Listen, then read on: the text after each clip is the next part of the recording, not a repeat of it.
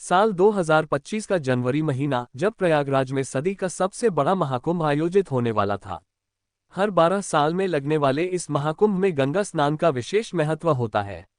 दुनिया भर से लाखों श्रद्धालु इस पवित्र महाकुंभ में भाग लेने आते हैं।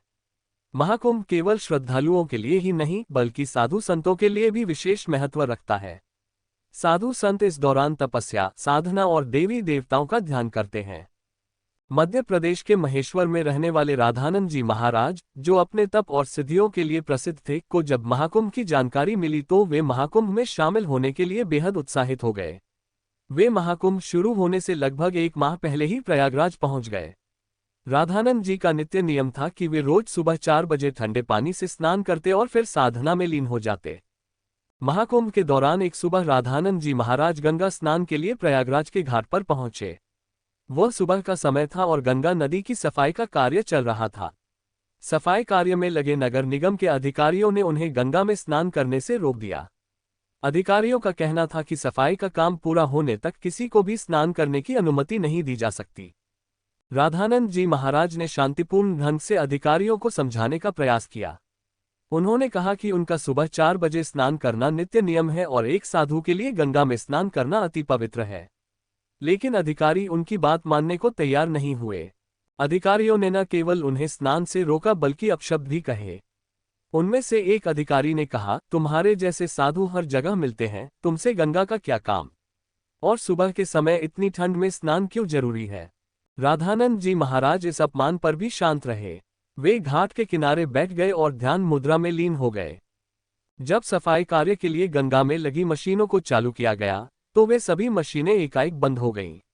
अधिकारियों ने मशीनों को ठीक करने की बहुत कोशिश की, लेकिन मशीनें चालू नहीं हो सकी।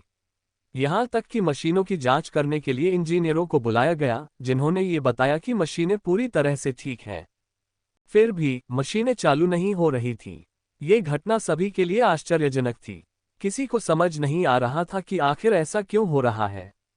इसी दौरान वहां मौजूद एक इंजीनियर ने राधानंद जी महाराज को पहचान लिया। उसने बताया कि जब वह बच्चा था तब उसे सांप ने डस लिया था और उसकी जान बचाने वाले यही राधानंद जी महाराज थे। उसने सभी अधिकारियों को बताया कि ये कोई साधारण व्यक्ति नहीं, बल्कि एक सिद्ध साधु है। अब अधिकारियों को अपनी गलती का एहसास हुआ। वे तुरंत राधानंद जी महाराज के पास गए और उनसे क्षमा याचना करने लगे। राधानंद जी महाराज ने सभी को माफ कर दिया और कहा, गंगा पर किसी का अधिकार नहीं है। ये तो सभी की मां है। साधु संतों का पहला अधिकार गंगा पर है, लेकिन तुम सबने अपने अहंकार में इसे समझने में गलती की। इसके बाद उन्होंने सबको अपनी घड़ी देखने को कहा। जब अधिकारियों ने अपनी घड़ियां देखीं तो उनके होश उड़ गए, क्योंकि सुबह के 4 बजने वाले थे। ये देखकर सभी को एहसास हुआ कि महाराज ने समय को रोककर चमत्कार किया था। इसके बाद राधानंद जी महाराज ने गंगा में स्नान किया। उनके स्नान करते ही गंगा की सफाई मशीनें स्वतः चालू हो गईं। ये देखकर सभी अधिकारी और अन्य लोग दंग रह गए। सभी ने महाराज के चरणों में गिरकर उनसे आशीर्वाद लिया। ये घटना न केवल चमत्कारी थी, बल्कि यह अहंकार और विनम्रता का भी एक बड़ा सबक थी। साधु संतों का सम्मान करना और उनकी वाणी को समझना सभी का कर्तव्य है। गंगा जैसी पवित्र नदी पर किसी का अधिकार नहीं है और साधु संतों के प्रति आदर भाव रखना हमारी संस्कृति का हिस्सा है।